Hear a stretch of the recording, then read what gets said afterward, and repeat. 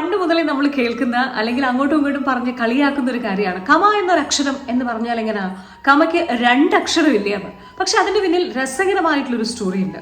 ഞാൻ ഈ അടുത്താണ് അറിഞ്ഞത്. മാർത്താണ്ഡവർമ്മയും പാലിയത്തച്ഛനും കമ്മ്യൂണിക്കേഷന് വേണ്ടിയിട്ട് അവർ തന്നെ ഉണ്ടാക്കിയെടുത്തതാണ് ഈ ഒരു രീതി എന്ന്. അതായത് കടവയാതി എന്ന് പറയുന്ന സംഖ്യാ സമ്പ്രദായ രീതി, അക്ഷര സമ്പ്രദായ രീതി. അതായത് കടവയാതി എന്ന് പറയുമ്പോൾ നമ്മുടെ അക്ഷരമാലകളെല്ലാം അതിലുണ്ട്. അതിൽ ഓരോ അക്ഷരത്തിനും ഓരോരോ നമ്പറുകളാണ്, 0 മുതൽ 9 വരെയുള്ള നമ്പറുകളാണ് കൊടുത്തിട്ടുള്ളത്. ആ കടവയാതി രീതി പ്രകാരം നോക്കുകയാണെന്നുണ്ടെങ്കിൽ കമയിലെ കായ്ക്ക് 1ഉം മായ്ക്ക് 5ഉം ആണ്. അപ്പൊ 15 അത് തിരിച്ചിട്ടാൽ 51. അപ്പൊ ഈ 51 അക്ഷരങ്ങളും മിണ്ടരുത് എന്നതിന്റെ ചുരുക്കെഴുത്താണ് കാമ എന്നൊരക്ഷരം മിണ്ടിപ്പോരുതെന്ന്. ഇപ്പൊ കിട്ടിയോ?